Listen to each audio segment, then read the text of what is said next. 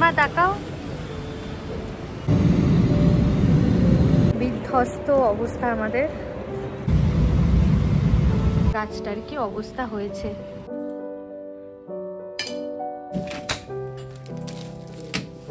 Hi everyone, আমি ঋতুপ্রিয়া আর আমার চ্যানেলে নতুন একটি ব্লগে আপনাদের জানাই অনেক অনেক ওয়েলকাম। আজ 23শে নভেম্বর মানে শুক্রবার, আর আমাদের জার্মানিতে ফিরে যাওয়ার দিন। রেডি হয়ে চলে এসেছি ঠাকুর ঘরে ঠাকুর প্রণাম করব বলে। আর এই যে আমার ছোট্ট গোপালের খাটটা দেখুন ফাঁকা, আসলে ও তো আমাদের সাথে ফিরবে জার্মানিতে। ঠাকুরের কাছে আজকে একটাই প্রার্থনা, ঠাকুর যেন সকলকে খুবই ভালো রাখে এবং সুস্থ রাখে। দেশে ফিরবো কথাটা শুনতে যতটা ভালো লাগে, দেশ থেকে ফিরে যাওয়ার দিন আসলে কিন্তু তার থেকে অনেক গুণ বেশি কষ্ট পায় নিজেদের কাছের মানুষগুলো। কেঁদো না, দেখতে দেখতে দিন চলে যাবে। চলো, সময় এখন সকলকে বিদায় জানানোর, এবং দেখা হবে আবারও বছর খানিক পরে। হ্যাঁ জ্বালানো আছে, তো লাস্ট বার দেখে নিই বাড়িটাকে।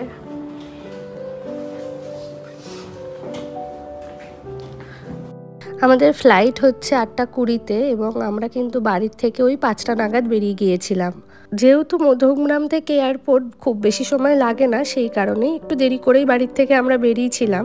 তবে আজ বাবা আর আসতে পারিনি, বাবার একটা বিশেষ কাজ পড়ে যায়। আর সত্যি বলতে এয়ারপোর্টে যাওয়ার অ্যাকচুয়ালি বাড়ির লোকের দরকার পড়ে না। এয়ারপোর্টে যেতেই ওই যেটুকু সময় আমাদের লাগে, এয়ারপোর্টে একবার ঢুকে গেলে কিন্তু আমরা বাইরে বেশিক্ষণ ওয়েট করি না। তার কারণ যতক্ষণ বাইরে দাঁড়াবো কান্নাকাটির একটা পর্ব চলতে থাকে। যাই হয়ে যাক না কেন, যেতে তো আমাদের হবেই, সেই কারণে যাওয়ার সময় অযথা কান্নাকাটি করে শরীর নষ্ট করাটা আমার একদমই ঠিকঠাক বলে মনে হয় না। সেই কারণে আমরা সবসময় চেষ্টা করি যে এয়ারপোর্টে যাওয়ার সাথে সাথেই যেন আমরা ভেতরে ঢুকে যেতে পারি। নিজেদের আপনজনের চোখে জল দেখতে কারই বা ভালো লাগে বলুন। এছাড়াও কান্নাকাটি করে শরীর খারাপ হলে সে তো আবার আর এক মুশকিল। ইন্ডিয়া থেকে জার্মানি অনেকটা সময় সাপেক্ষ একটা জার্নি।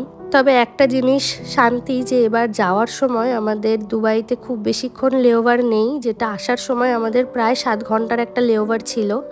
ইতিমধ্যেই আমরা চেক ইন করে কিন্তু ভেতরে চলে এসেছি। আর যেহেতু সেই দুপুরে লাঞ্চ করেছিলাম, আমার একটু খিদে পেয়েছিল, সেই কারণে সমস্ত প্রসিডিওর মিটিয়ে এয়ারপোর্টের ভেতর থেকেই একটা স্যান্ডউইচ নিয়েছিলাম আমি আর অভিজিৎ। আমাদের ফ্লাইটটা এখনো আসেনি, এখন এখানেই ওয়েট করব যতক্ষণ না আমাদের বোর্ডিং শুরু হবে।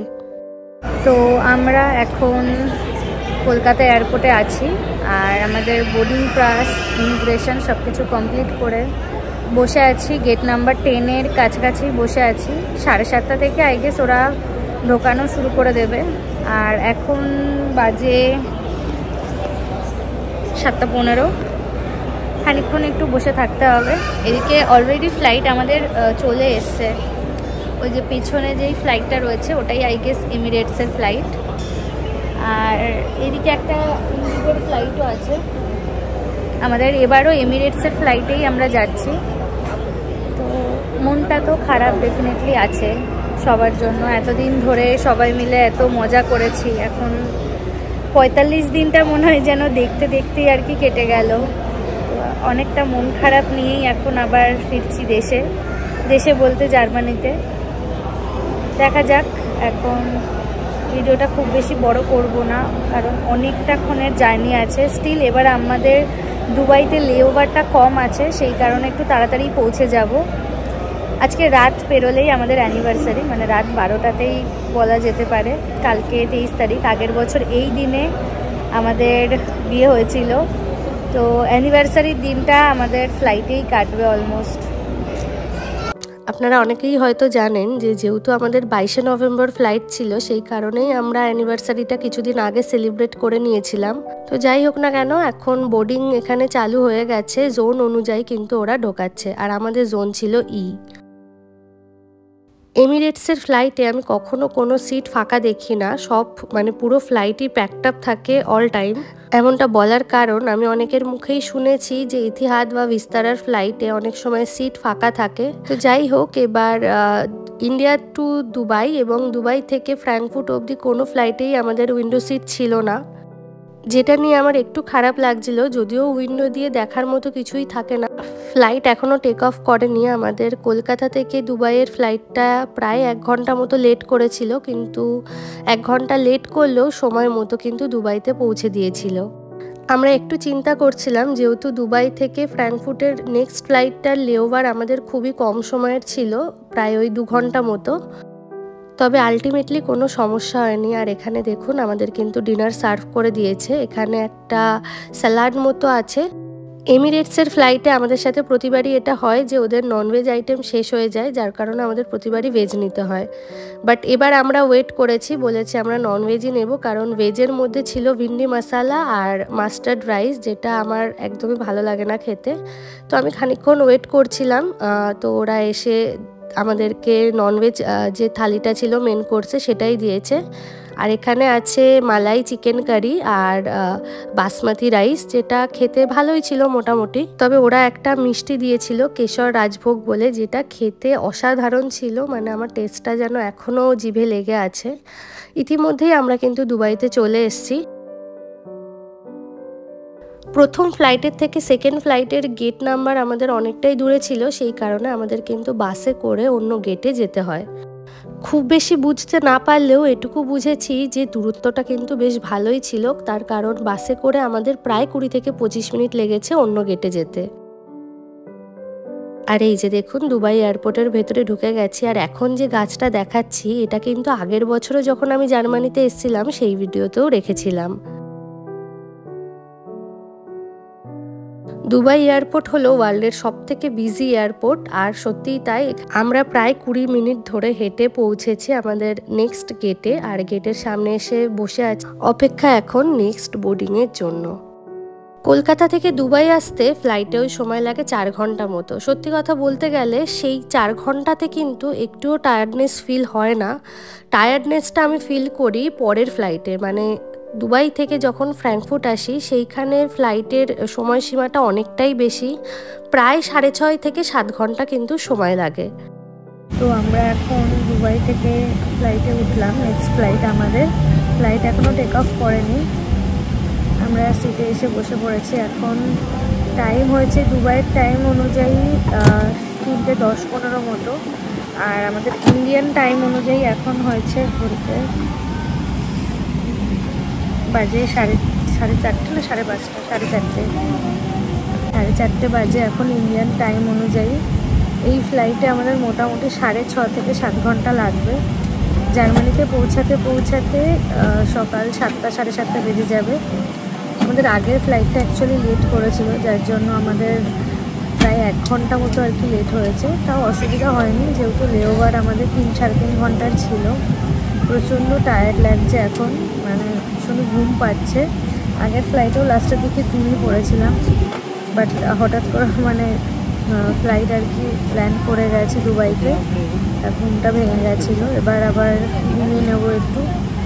আবার ফ্র্যাঙ্কফুর্ট থেকে নেমে ট্রেনে প্রায় 1.5 থেকে 2 ঘন্টার মতো জার্নি রয়েছে, দেন আবার বাসে করে বাড়ি পৌঁছাবো। তো দেখা হবে আবার পরে ফ্লাইটে। এই ফ্লাইটে আমাদের ব্রেকফাস্ট দেবে আই গেস, তখন আবার ভিডিওটা নেব। এখন এই ফ্লাইট টেক অফ করার সাথে সাথেই আমাদের এখানে একটা সল্টেড পপকর্নের প্যাকেট দিয়ে দিয়েছিল, সাথে দিয়েছিল একটা চকলেট, আর যে যার মতো ড্রিঙ্কস নিয়েছিল। আমি এখানে নিয়েছিলাম অরেঞ্জ জুস আর অভিজিৎ নিয়েছিল অ্যাপেল জুস।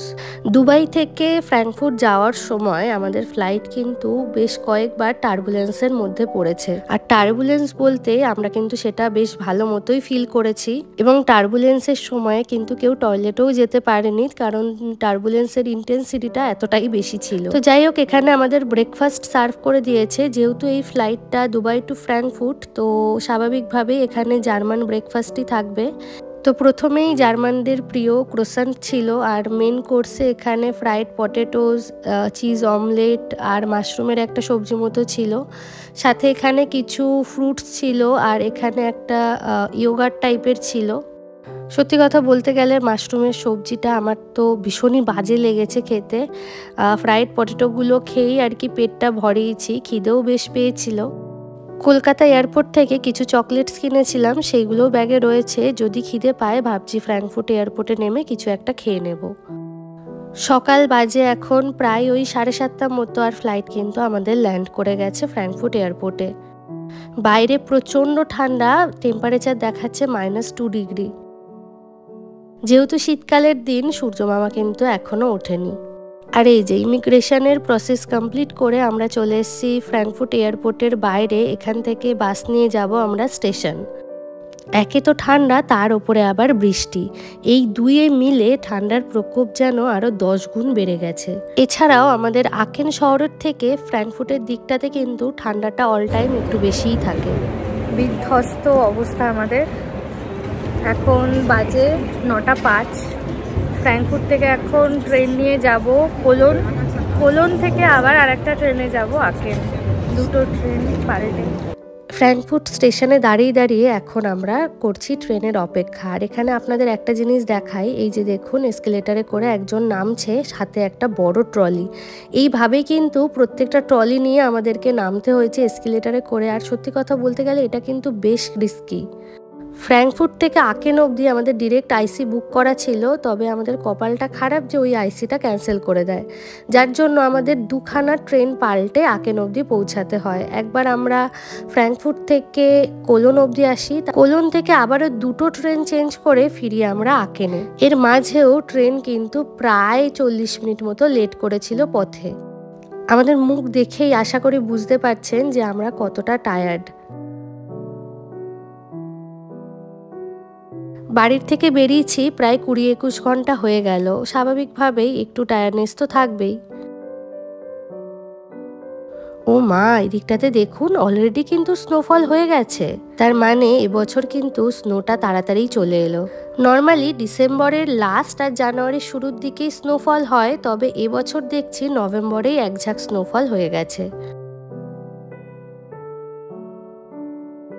কি দারুণ লাগছে দেখুন, সবুজ ঘাসের ওপর সাদা সাদা বরফ।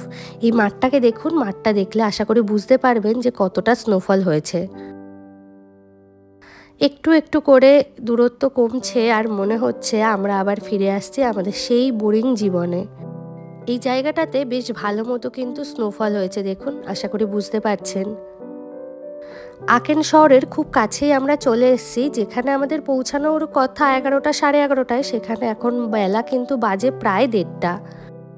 আর এই যে আপনাদের সবার চেনা আকেন হববানফ, এই জায়গাটা হয়তো আমি আমার ভিডিওতে অনেকবার দেখিয়েছি, সেই কারণেই হয়তো আপনাদের এখন এটা চেনা হয়ে গেছে।